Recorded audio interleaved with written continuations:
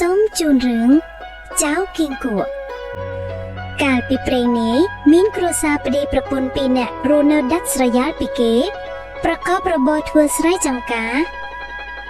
ថ្មីត្បិតតែប្តីប្រពន្ធមួយគូនេះមានជីវិតរស់នៅល្អ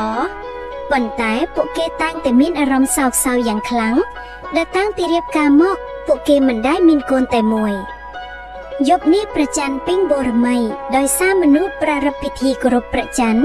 ដូច្នេះហេតុអ្វីបានជាយើងមិនសាកល្បងសំណាងរបស់យើងដោយការចង់បានកូនភរិយាបាននិយាយដូច្នេះហើយអ្នកទាំងពីរបានបួងសួងដល់វត្ថុស័ក្តិសិទ្ធិក្នុងលោកមេត្តាដាក់ទានកូនមួយមកដើម្បីជាពន្លឺក្នុងគ្រួសារទៅអនាគតទៅមួយឆ្នាំក្រោយមកប្រពន្ធក៏មានផ្ទៃពោះដូចបំណងប្រាថ្នាពួកគេមានអារម្មណ៍រំភើបរីករាយខ្លាំងណាស់លុះដល់ពេលសម្រាលកូនតែគួរឲ្យសោកស្ដាយកូនកើតជាកង្កែបប្តីខឹងខ្លាំងពេកស្ទើរកាប់សត្វតាដោយកាំបិតកង្កែបស្រែកลั่នថាឈប់លោកឪពុកជាទីមានគុណហេតុបានជាពុកដាច់ចិត្តសម្លាប់កូន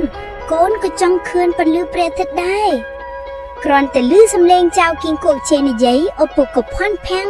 ទន់ដៃរលាយនឿកំហឹងតាំងប្រមាណចំពោះកូនទៅវិញគាត់ខំបីបាយថែរក្សាកូនរហូតដល់ធំពេញវ័យកាលបានចម្រើនវ័យបាន11ឆ្នាំហើយចៅគៀងគក់ក៏អាចជួយសម្រាលការងារឪពុកម្ដាយដូចក្មេងដទៃដែរវាតែងតែជួយរែកទឹកមើលកូននិងធ្វើការងារផ្សេងទៀតជំនួសពួកគាត់ថ្ងៃមួយឪពុករបស់គាត់និងចៅគៀងគក់ទៅរកអូសក្នុងព្រៃជ្រៅចៅគៀងគក់សួរទៅឪពុកសំឡេងអីនឹងពុក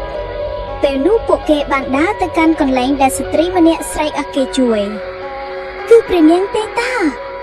យីពោះធំណាស់ពុកគៀងគក់ស្រែកគ្រាន់តែឮសំឡេងគៀងគក់ភ្លាមពណ៌ដ៏សាហាវក៏លែងសោះរួចទៅរកគៀងគក់ភ្លាម